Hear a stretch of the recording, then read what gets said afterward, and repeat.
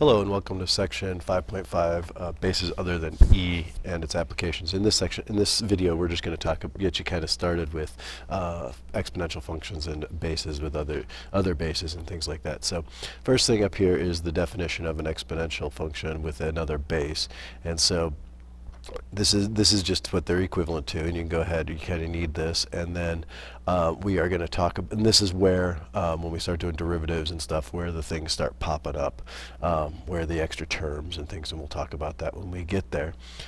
So kind of remember that part, and then if this is just the basic properties of exponents that we need to remember when we're working through this, so please make sure you get these down if you don't know them.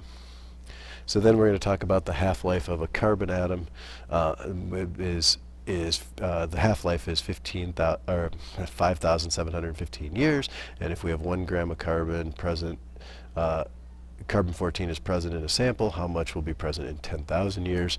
So basically what we're going to say is if we have 1 gram of carbon, well, we know that the half-life is, we'll have half the amount in some time divided by 5,715 years. And so if we were to put in 5,715 years, we would get a half, which would be we'd have half as much. So we could do that, and our answer, if t is 5,715, then our answer for y would equal 1/2. Well, we're just going to put in our time is going to be 10,000. And if we put in 10,000 for this and divide these numbers and take a half to that, we're going to have approximately 0.3 grams, grams left. And that's really all we're trying to do. So this is just a little working with half-lives and stuff, and we'll start working with these formulas in the future. Just basically, we'll be differentiating and getting these formulas in the future. So then here's the definition of a logarithmic function with a base a, and so basically right here, this is our standard base change formula where we say ln of x over ln of a. Yeah, if you don't remember the base change formula, you need to know it. Down here are the basic properties of logs, and make sure you remember those also. If you don't have them, write them down. So then we're asked to solve these problems for x, and so we have 3 to the x equals 1 over 81. So I might be able to write this as 3 to the x equals 1 over 81. And 81, well, I could just do a log base 3 on both sides of 3 to the x equals log base 3 of 1 over 81. And say, remember that log base 3 of 3 means that we get x. And then for log base 3 over here, we need to figure out what 1 over 81 is in base 3, which is basically the same as 3 to the negative 4. So when we cancel out the log base 3 of 3, we get that x is negative 4. For the next one, we have that log base 2 of x equals negative 4, and we need to solve for x. So since I have a base 2, if I take both of these guys, make them the powers, that's our step to remove a log, well, then we would get rid of the x, we'd get just x, and over here we'd get 2 to the negative 4, which basically means that we have 1 over 16. Yeah, when we get our answer, when we multiply that out. So basically what we're saying is if we have a base, then we can log both sides with that base, and we'll remove that base power.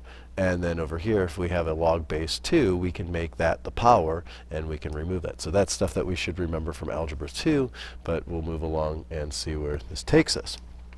So then we get into the differentiation rules for derivatives with other bases, and they're pretty much the same as like E, except for we're adding on a natural log of a, and that's because if you go back to what we said, what a to the x was, we said a to the x is, from our very beginning, was e to the ln of a times x. Well, if you remember, if that's my u value, u will equal ln of ax, which means that u prime then would be ln of a. So if I take the derivative of a to the x, this is where this ln is popping up because remember that for e to the u, which is basically what we have here, it's u prime times e to the u. So we get this thing, that's where the ln of a is popping up over here, and then we rewrite the function that we had, which would be the a to the x.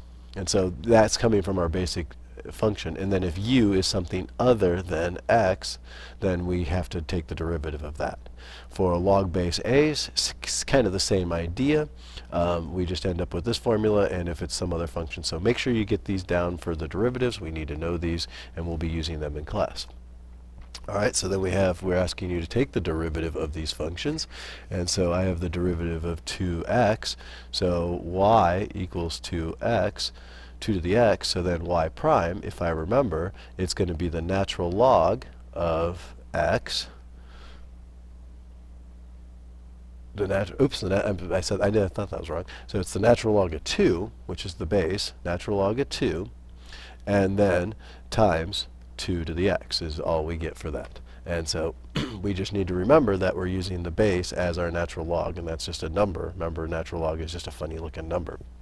So down here, if I'm going to do y prime, it's going to be the natural log of 2 times 2 to the 3x, but then we have to take that times u prime, because this is basically y equals 2 to the a, which means if I take the derivative of 2 to the u, that's 2 to the u, then it's really, if I take the derivative of that, it's ln of 2 times 2 to the u times u prime. And so I have to take the derivative of 3x, which is just 3. So my simplifying this would be 3 ln of 2 times 2 to the 3x would probably be my best way to go about simplifying that. And so we also have down here a trig function and a base 10 of a log. So if I'm going to do this, well, this is the second one where we have to multiply by u prime, because that's what the cosine here is. And so I could write this as, well, if u is cosine of x, then u prime will be negative sine x. And so then it's 1 over the natural log of our base.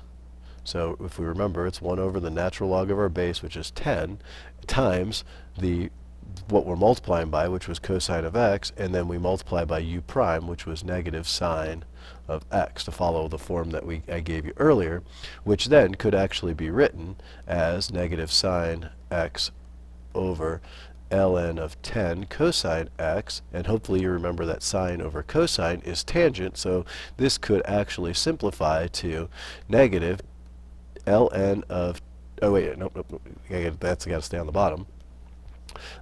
This could actually be simplified to the negative tangent of x times 1 over ln of 10. And so that would be one way we could write this to get our answer for this problem. So it's just a matter of going through and remembering our rules that I showed you on the previous page for our derivatives.